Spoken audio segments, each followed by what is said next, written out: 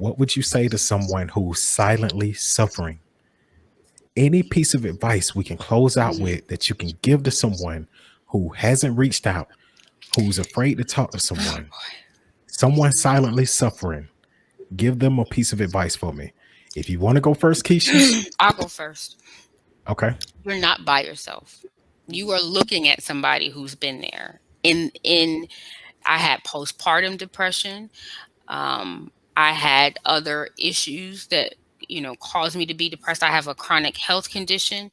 There is a lot in life, just day to day living, that may cause you to feel like it is too much. And sometimes it is too much. It's too much for one person to take. It's too much for you to put on your shoulders by yourself. You are not alone, and you don't have to go through it by yourself. There is help. And just remember, even the clouds run out of rain. It can't rain forever. It won't rain forever. It may feel like it. It may feel like it. It felt like it to me.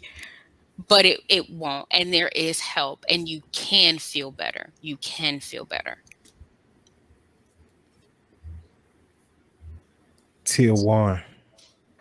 Same goes for you. Is there any advice you would like to give to anybody who may be suffering silently? Hmm. I would definitely say do not feel embarrassed and don't think that you're the only person going through this, because I know how it is when you're being strong and you're putting on this face for everyone, and but when you are alone, you feel like the smallest person in the world. I'm going to tell you that it is help. You can get help. I had therapy, and do your affirmations, get with you a good support system. Hey, my inbox is always open. And if anything I could say to you or anything you would like to say to me, I would love to. And I just want to send out my love to you, and it will get better. Just step out there and go for it. It'll be worth it. Thank you for sharing that. Dr. Jackson, Dr. Ebony Jackson, we're going to close this thing off with you. Any advice you want to give to somebody who's suffering silent? Okay. Well, I think the other two ladies spoke beautifully about this. And I basically want to echo those sentiments and know that you're not crazy and there's nothing wrong with you as far as a human being. Like, emotions are part of the human condition and we all feel them on varying levels. And then sometimes you need a little extra boost. And just like the others said, you're not alone. Even if it feels that way, there is somebody out there that can relate to your experience.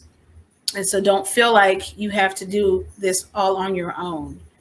And there are mental health professionals out there that you may not be aware of that are there to help you if you need to. And if things get to be too much, don't be afraid to seek help if you need to. So I don't know if I can add anything else on what they said. They said they had such great advice. Just to know that, all things don't last forever. Emotions are like the waves of the ocean. They come and they go, but they always end up going back out. And if you can just ride that wave for a little bit longer and find other people, then you'll be okay.